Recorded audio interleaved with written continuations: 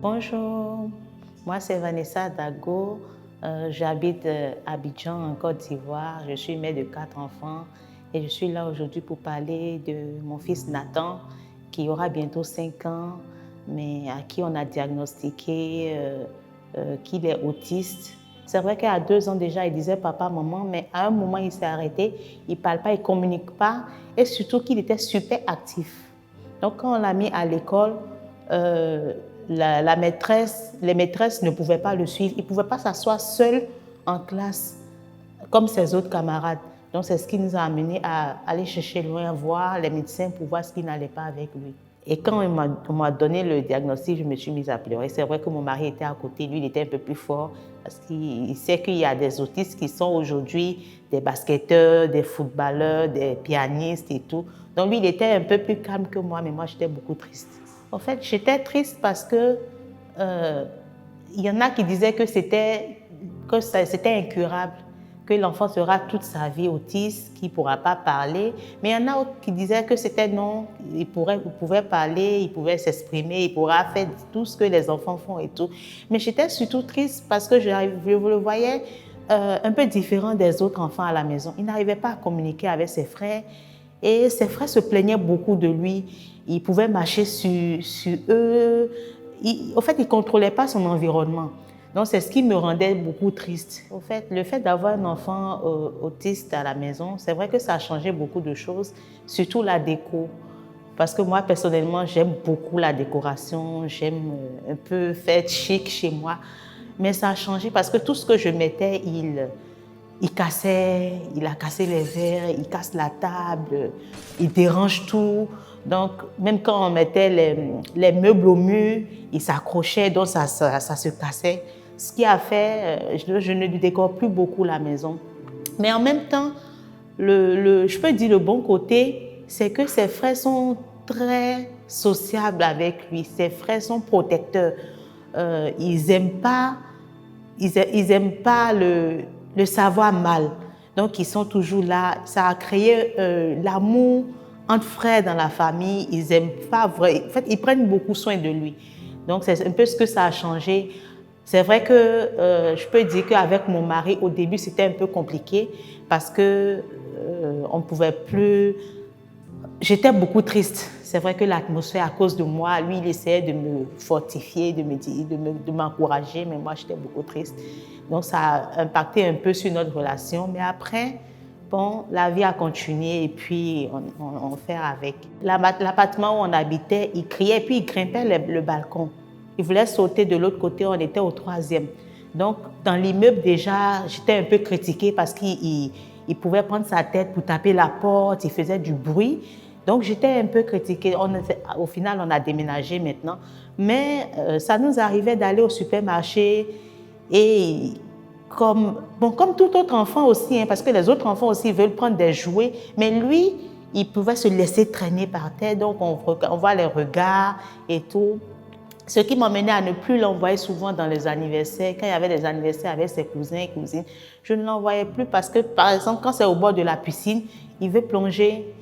Les gâteaux, quand on présente le gâteau, lui, il veut déjà tout prendre et tout. Donc, je sentais que même dans mon entourage proche, il dérangeait un peu. Donc, parfois, je préférais le laisser à la maison pour ne pas qu'il dérange.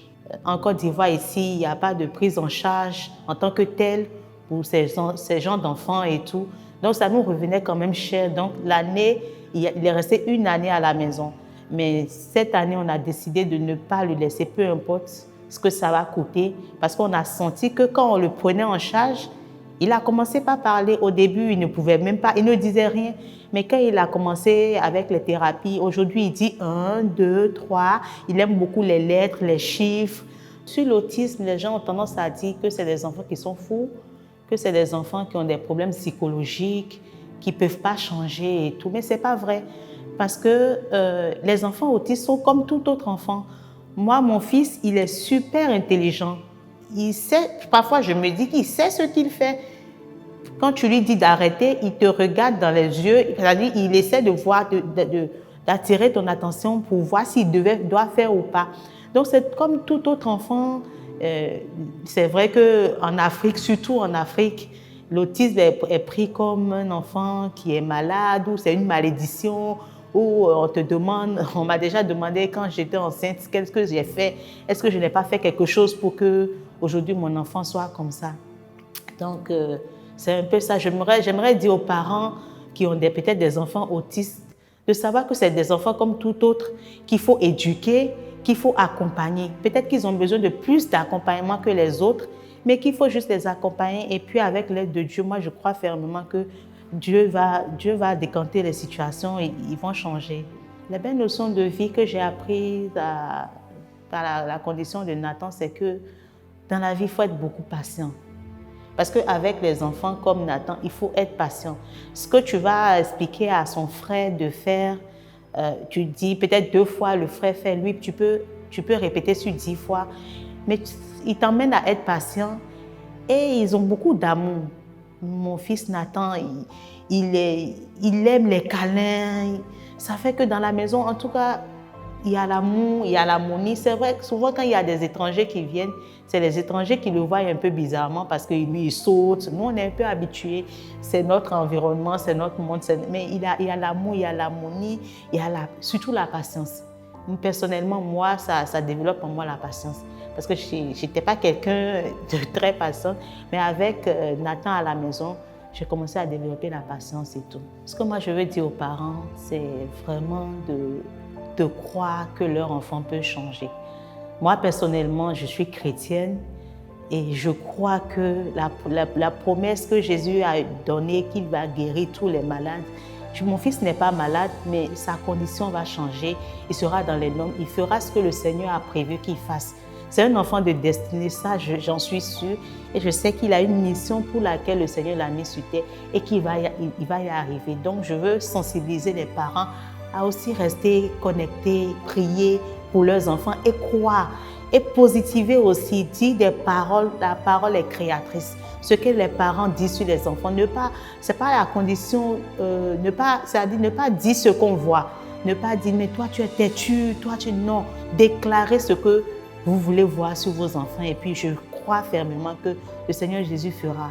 Et moi, j'ai confiance que c'est un témoignage. Je présenterai Nathan un de ces jours et on sera en train de vous parler.